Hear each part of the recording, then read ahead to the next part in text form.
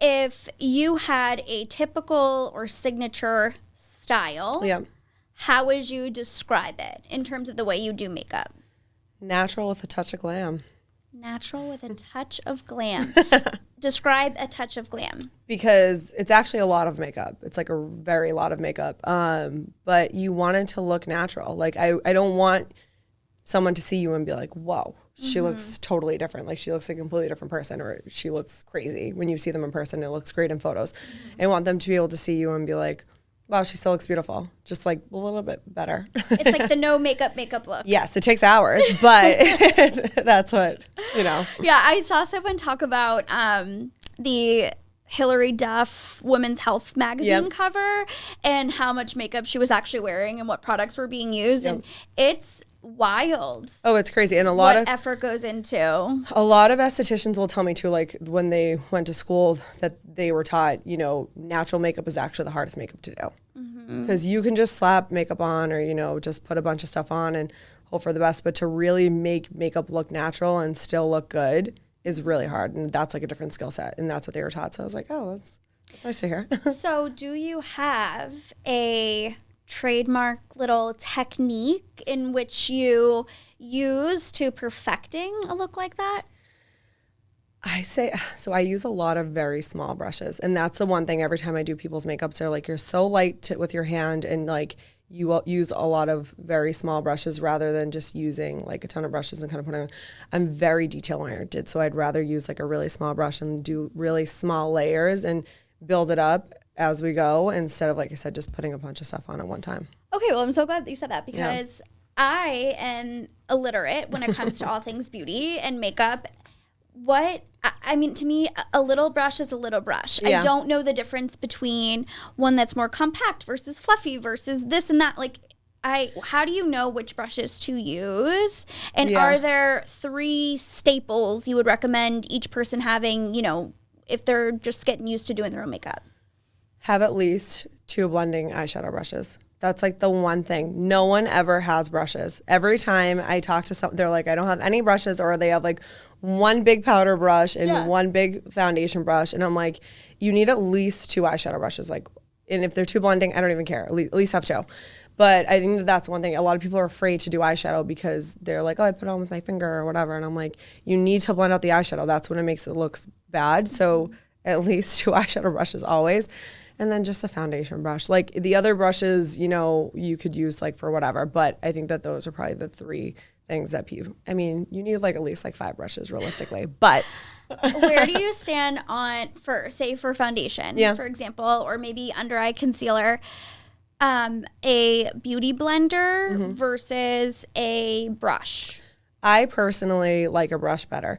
The Rare Beauty concealer brush is like my absolute favorite brush, but even sometimes like I'll use like a fluffier eyeshadow brush.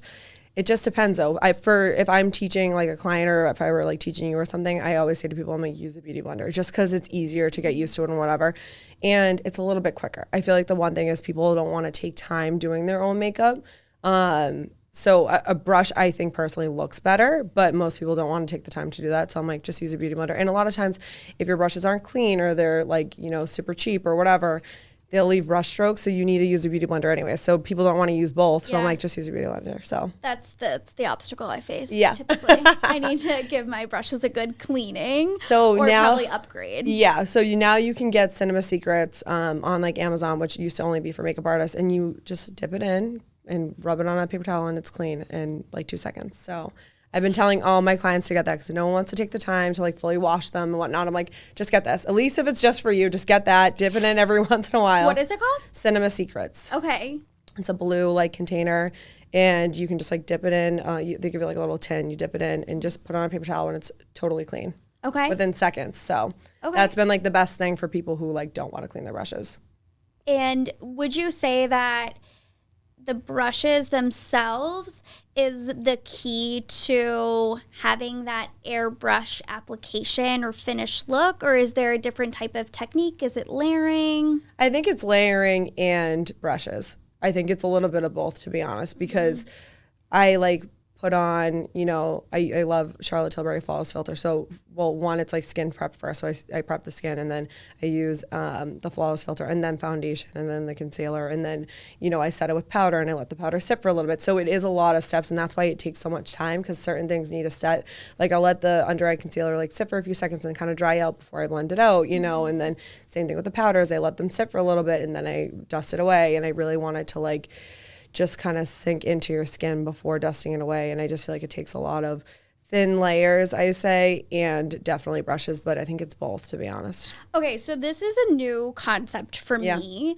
I've been hearing a lot about now with you know, social media, everything's accessible. A lot of makeup artists are out there, and we see these videos or tutorials talking about formulas. And for me, I know that there's foundation, concealer, blush, but I didn't realize how many different formulas there are for each type of product, and how the formula you choose can affect whether or not you'll have either long-lasting makeup or if they'll counteract each other, you know, putting on one layer, if that will actually take something underneath it off.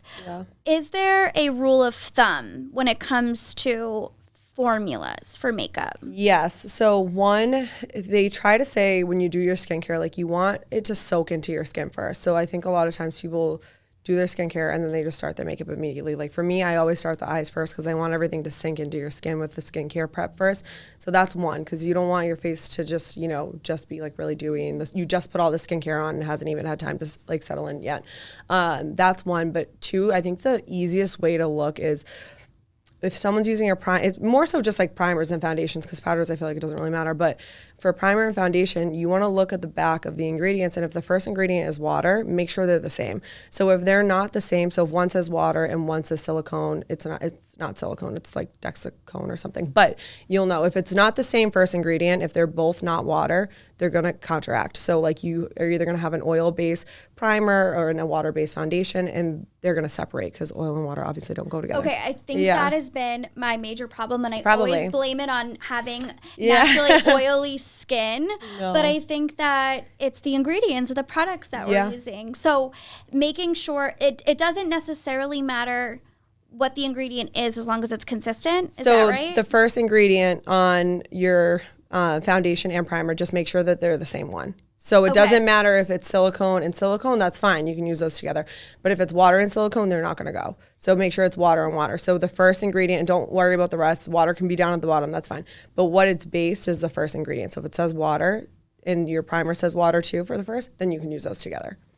Interesting. And I think baking's pretty important too. Like, I feel like that's a controversial topic. I Some know. people say you don't need it. No, you need it. I don't care what anyone says. Because